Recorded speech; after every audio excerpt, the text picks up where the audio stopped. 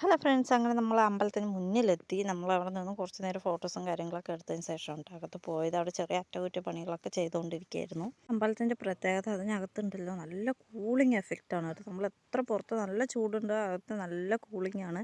അത് നമ്മുടെ കരിങ്കല്ലും കൊണ്ട് തന്നെയാണ് തറയൊക്കെ വെച്ചിരിക്കുന്നത്. അപ്പോൾ അതിനൊന്നും പുതുക്കി പണികളൊന്നും ചെയ്തിട്ടില്ല, ടൈൽസോ കാര്യങ്ങളൊന്നും അല്ല.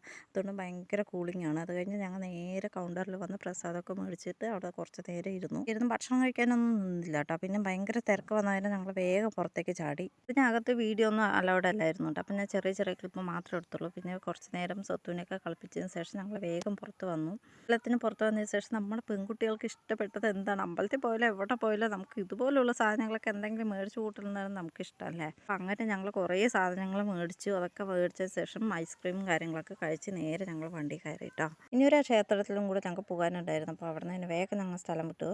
അപ്പോൾ നെക്സ്റ്റ് വീഡിയോയ്ക്ക് വേണ്ടി വെയിറ്റിംഗ് ചെയ്യുക കേട്ടോ.